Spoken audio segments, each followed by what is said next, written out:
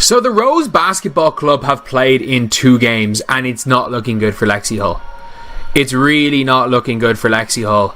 Like, I don't know. Imagine going from Christy Sides coaching where she doesn't really want to play you, and no matter what you do on the court, it doesn't matter because your coach doesn't want to play you, and then eventually your coach figures it out and starts you and plays you 30 minutes a game and your team gets better.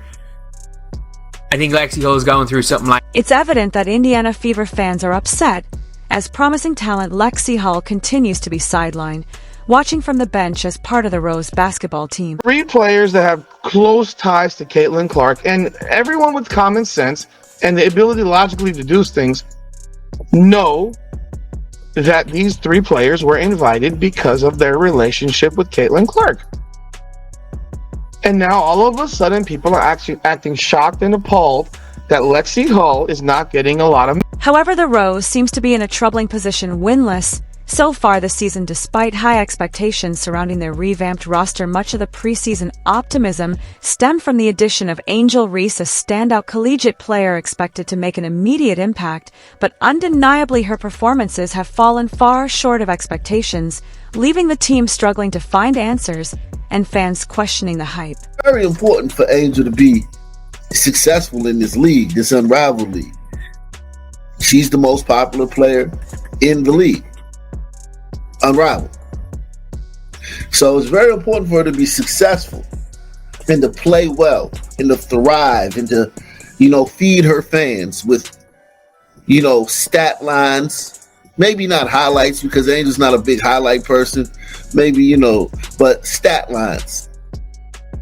So her fans can stay interested and stay engaged in the league because she's the only one here who really has... Reese has struggled to adjust to the professional level, with her game plagued by turnovers and inconsistent shooting.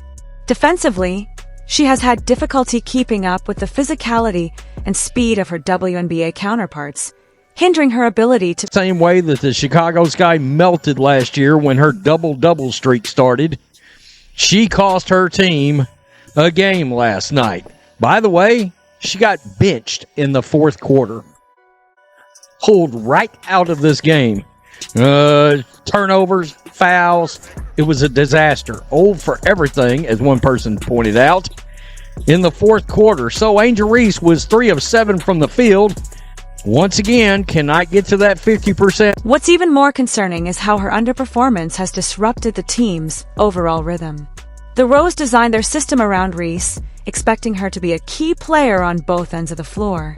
However, with her unable to meet those expectations, the team's offense has often appeared stagnant. The lack of a reliable inside-out dynamic has left guards, who depend on Reese to attract double teams and create open looks, scrambling. This has forced them into taking contested shots, leading to inefficiency across the board. Reese's double-double streak has ended in Unrivalled. I mean, yeah, it technically has ended. But nah, look, I get it. I watched, this is the title it's gonna get clicks on. The chemistry issues extend beyond the offense. On the defensive end, the Rose have struggled to develop a cohesive strategy, with Reese often caught out of position. Opponents have capitalized on her weaknesses, exploiting her slow rotations and lack of anticipation. This has placed extra pressure on her teammates to compensate, leaving the defense vulnerable to breakdowns and allowing opponents easy scoring opportunities. All in all, man, I would give this game a rating of probably a 5 out of 10, man. 5 out of 10, man. She started off nice, right? Got the foul, got to the line. Next shot, I think she did the step back jump shot. And then after that, it's like there were no more jump shots. She didn't take a 3. And that was the main thing I was disappointed about, because in her workout videos, she was shooting the jump shot. And I'm like, okay, this is the perfect time to display what you've been doing over the past few montages you had working out, right? And yeah, man, it's like she just did not do that. And then she had a moment where she was under. The lack of wins has clearly affected the team's morale. Players who expected Reese to take on a major portion of the workload now find themselves trying to pick up the slack, leading to visible frustration on the court. This tension has resulted in sloppy execution, careless turnovers, and an inability to close out games, even against weaker opponents.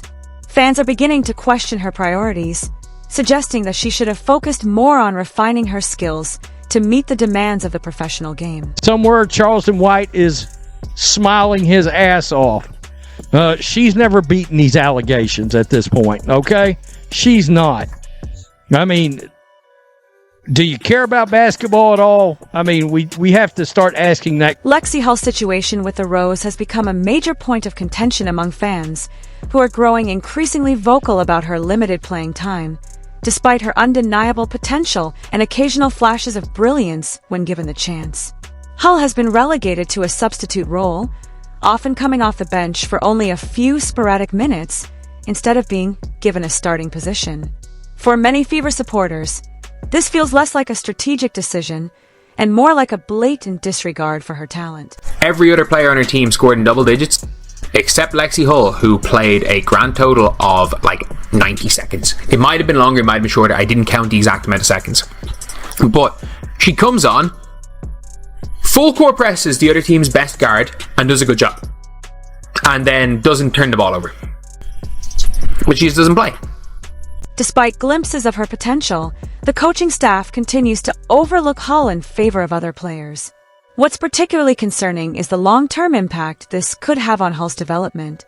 Young players need consistent playing time to grow, refine their skills, and build confidence. By keeping Hull in a limited role, the Rose risks stunting her progress and potentially alienating a player who could be a cornerstone of their future. For Hull, the lack of minutes isn't just a missed opportunity. It signals that the team may not view her as an integral part of their plans that, on the other hand, Caitlin Clark's playmaking and scoring ability have drawn much of the spotlight. Clark's influence on Hull is undeniable. Often seen as the driving force behind many of the team's offensive plays, Clark has an uncanny ability to elevate those around her.